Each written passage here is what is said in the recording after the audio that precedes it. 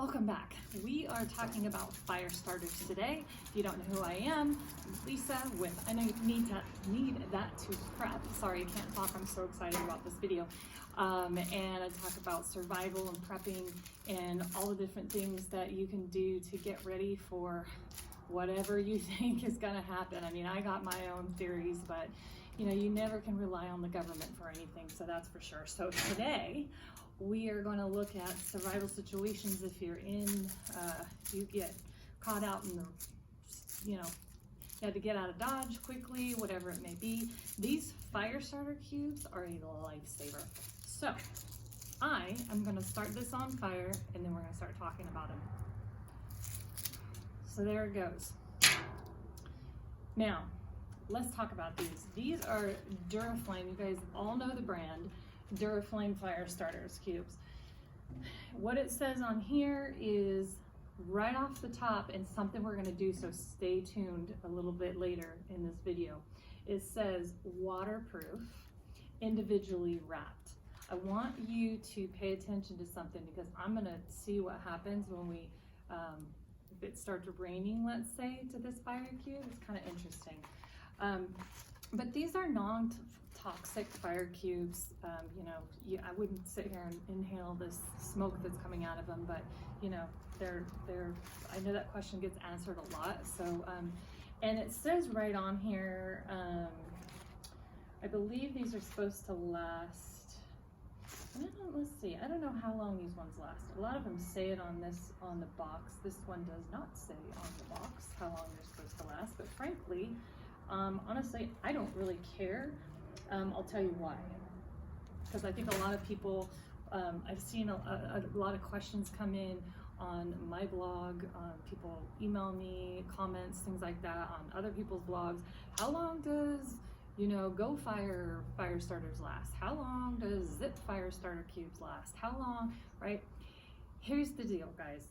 If you're out in the woods or the forest, or you're in the city and you need to start a fire, tip number one, you need to have your, sorry, I don't want that to burn. You need to have your tinder already sitting on the side somewhere, because these are precious moments right here. If it lasts, these are probably, I would just guess looking at this one, it's gonna last anywhere between probably around 10 to 12 minutes. These are precious moments, and you have 10 to 12 minutes to figure out how to build a fire. So you better have the right stuff available, right, you know, before you even light this. That'll help you out. You know, gather some, if you're in the forest, and I say forest, but if you're up in the high Sierras, like where I live, it's like 45 minutes from here. You know, there's pine cones, pine needles, that sort of thing. Any kind of, or if you're, you know, leaves, whatever it is, you can use that as tinder to just start piling on top of this fire starter. And then you're going to want to have little twigs on the side. I'm going to let that plane go by. You're going to have twigs on the side to slowly start adding larger and larger pieces of tinder until eventually you can throw a log on the fire, right? So that's one tip. Have your tinder already to the side. The second thing is, as you listen to me talk, you're going to watch this flame and it's going to slowly start getting lower and lower and lower, right? Which is, you would naturally think would happen, and it does. So the best flames are in the beginning. It's easier to make the fire in the beginning, right? Don't wait till the very last minute. You don't want to do that because it's, you know, it'll get harder and harder to use that flame. The other thing is, if you notice this fire, this particular one, this Duraflame fire starter cube, it's pretty big, like I said, compared to, like, if you look at like a wet fire. I've got another video on the wet fire cubes. The wet fire cubes are really small, and they'll burn a lot less time. But I would cut this in half. I mean, I probably should have cut it in half, but I didn't. I just wanted to get the full effect, right, of the full flame.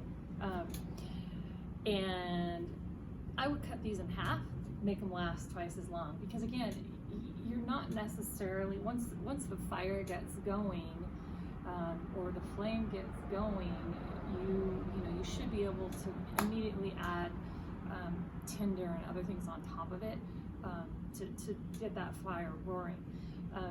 So I would cut these in half if I were you. Don't use them all at once. And the other thing is, think about this too, is that these little guys, what are you going to use them for? So you might find yourself in a situation where you get caught out in the cold. You need to keep yourself warm, right? Fire, heat, right? Just like this is to keep you warm from freezing. This is one of the most important things for that. Cooking is the other thing, right? The other big thing, cooking.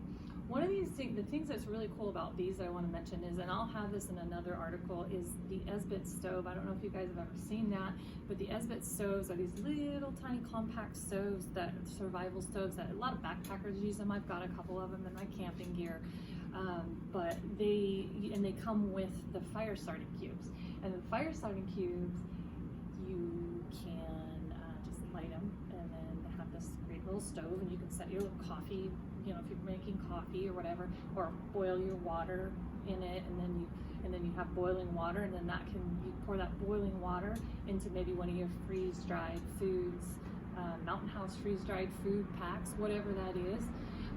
So cooking is obviously, a big thing too with this fire, but just remember that these things, again, they're not meant to be there on their own. I mean, they are called a fire starter.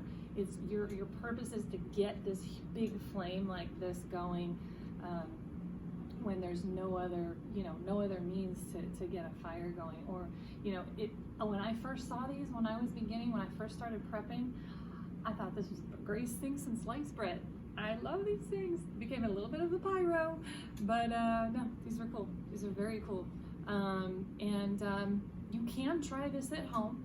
I'm not going to give you that message, right?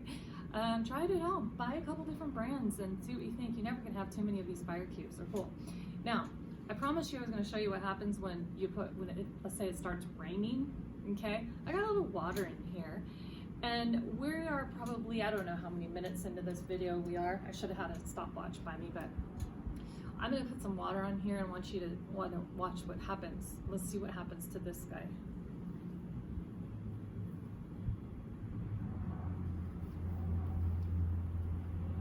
Okay, look at that. So, if it starts raining, are you going to be in trouble?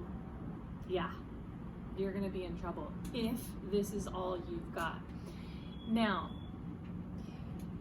I want you to understand though, at the same time, I did put water on the outside. Now I can take my little knife, and you should have a survival knife in your bug out bag or whatever you have, and I can take this and cut this. If I cut this right down the middle, I've still got a nice white inside of here. There's still, I don't know if you can see that. I can almost just kind of take that top layer off, but there's still a nice piece in there that I can still burn. So technically, I mean, let's try that. Let's go. I'm gonna take this nice inner piece. I'm gonna put some water on it again. I'm gonna light this. Let's see if we can get this to light.